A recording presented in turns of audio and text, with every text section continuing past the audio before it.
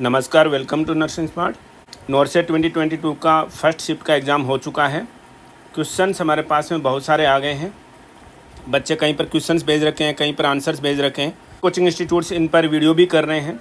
हम आपको जितना पॉसिबल है उतना सटीक क्वेश्चंस तक ले जाने की कोशिश करेंगे, जो हमें लगता है कि इस तरीके का क्वेश्चन आया होगा।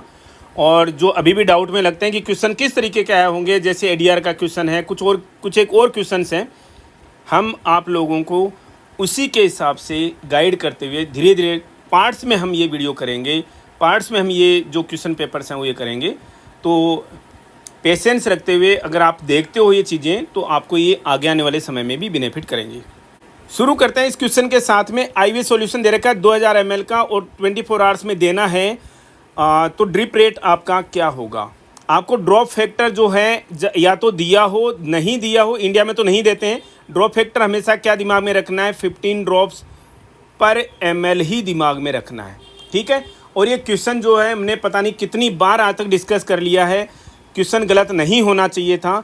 वैल्यू जो है देखिएगा, आप शायद यही आई होंगी। 2000 है, ml है, तो ml को आप ड्रॉप फैक्टर से रिप्लेस कर दीजिए, यानी 15 से मल्टीप्लाई कीजिए। अपॉन कितनी देर में देना है? 24 घंटे में देना है। आपको ड्रॉप फैक्टर जो है पर मिनट में निकालना है, तो 60 से मल्टीप्लाई कर दीजिए।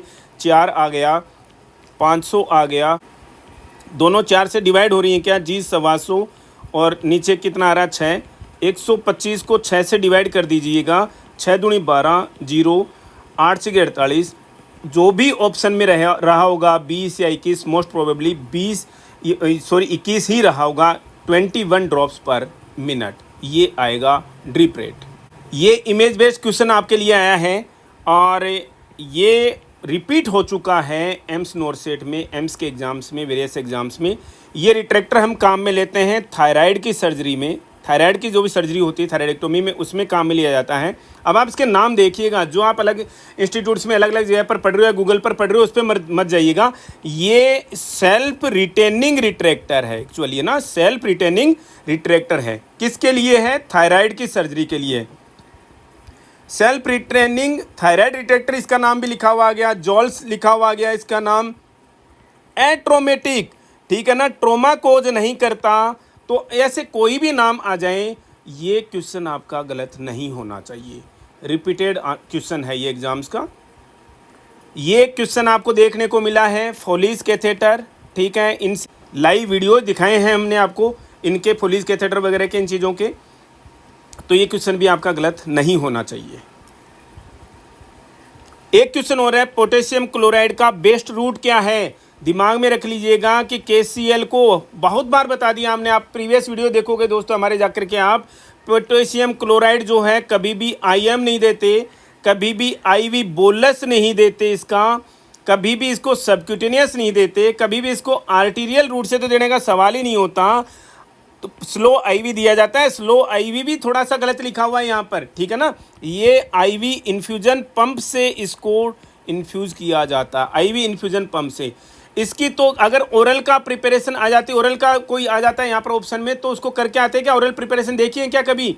ओरल प्रिपरेशंस दी जाती हैं, होती हैं, टेस्ट में अनप्लीजेंट होती हैं, इसलिए साइट्रस जूसेस के साथ में दी जाती हैं। पढ़ा होगा आपने इन चीज़ों को भी, बोलम ना। एक क्वेश्चन आया विंग्ड स्केपुला का, विंगिंग ऑफ स्केपुला का, जिसमें कौन सी नर्व जो है वो इन्वॉल्व होती है? सबसे पहली बात, विंगिंग ऑफ स्केपुला कैसा दिखता है पता होना चाहिए। यहाँ पर ये देखिएगा इमेज, ये विंग्ड स्केपुला है। एक्चुअली ये क्वेश्चन शायद ही बच्चों से, हम ये नहीं कह रहे हैं कि किसी ने नहीं किया होगा। हमारा एक साल भर पहले का सेशन है मस्कुलोस्केलेटल पे, जिसमें हमने इसको अच्छे से डिस्कस किया है। विंगिंग ऑफ स्केपुला किसकी वजह से होता है? ये होता है भाई, एक मसल होती है जिसके पैरालाइज हो जाने से हो जाता है, उसके डैमेज हो जाने से हो जाता है। और वो मसल का क्या नाम है भाई? Serratus anterior, serratus anterior. और ये मसल कैसे डैमेज हो सकती है, किसकी वजह से डैमेज हो सकती है, किसकी वजह से पैरालाइज हो सकती है? जो नर्व इसको इनर्वेट करती है। अब क्वेश्चन आपको ये नर्व का नाम ही इन्होंने पूछा है। जो नर्व इसको इनर्वेट करती है वो डैमेज हो जाए तो ये पैरालाइज हो जाएगी, जिसे विंग्ड स्केपुला हो जाता है। उस नर्व का नाम क्या है? वो है लॉन्ग थोरासिक नर्व। ऑप्शन आया होगा, हमारा एक वीडियो जा कर के देख सकते हैं प्रीवियसली का, ये ऑप्शन आया होगा आपके पास में, और आई होप क्वेश्चन काफ़ी बच्चों ने सही भी किया होगा। एक क्वेश्चन जिसमें सबसे ज़्यादा कन्फ्यूजन है, फिर अल्टीमेटली हमने इस क्वेश्चन को रख लिया है, जो भी है बच्चों का करने का तरीका सही होना चाहिए, और इससे रिलेटेड क्वेश्चन हम लेटेस्ट तक बताते चले गए हैं आप लोगों को।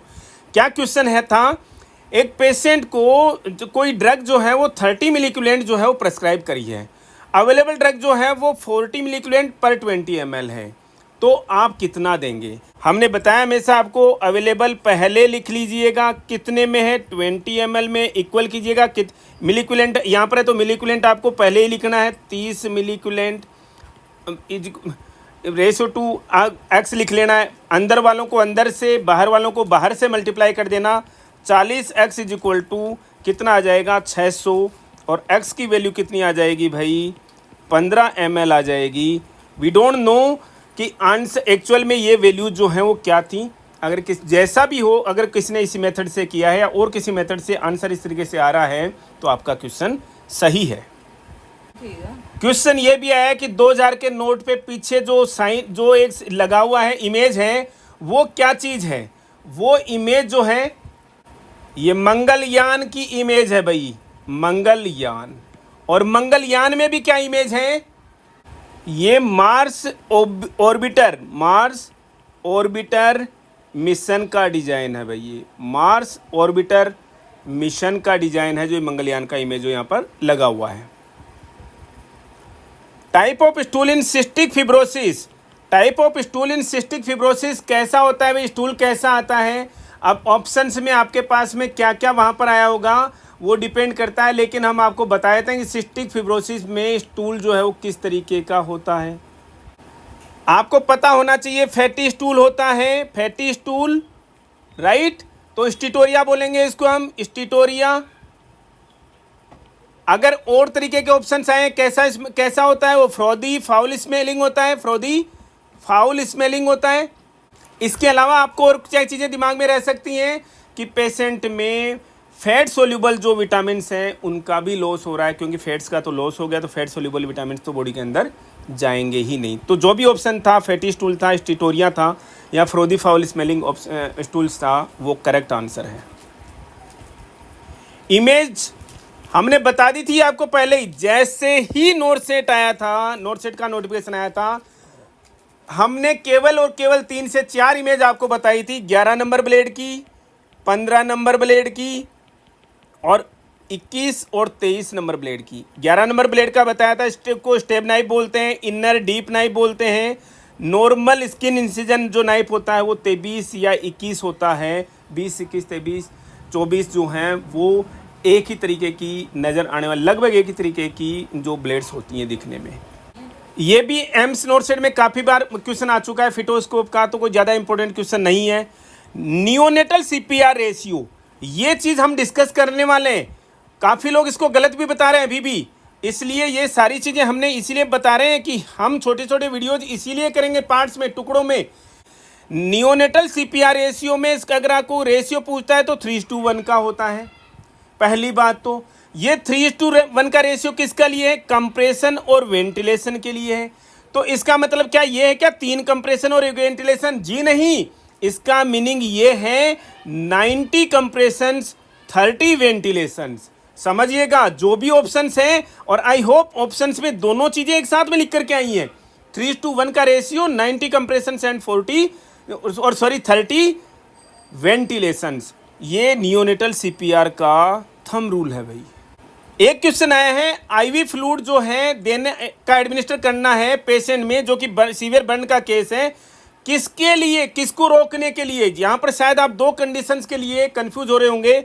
एक तो हाइपोवोलिमिक शॉक के लिए, हाइपोवोलिमिक शॉक के लिए, और दूसरा शायद कुछ रीनल डिसऑर्डर्स के लिए, रीनल फेल्योर के लिए। तो यहाँ पर आप शायद कंफ्यूज भी अगर हो भी गए होंगे आकर के, तो आपको ऑप्शन पे जाना था हाइपोवोलिमिक शॉक या हाइपोवोलीमिया को ट्रीट करने के लिए। आपका प्राइमरी ऑब्जेक्टिव जो है वो हाइपोवोलीमिया को ट्रीट करना है। तो ये सीवियर बर्न के केसेज में आप आईवी फ्लूइड का एडमिनिस्ट्रेशन जो है वो हाइपोवोलीमिया को प्रिवेंट करने के लिए, ताकि पेशेंट को हाइपोवोलेमिक शॉक से बचाया जा सके। पेशेंट जब हाइपोवोलेमिक शॉक में जाएगा तब जाकर के रीनल फेलियर होने के चांसेज होंगे।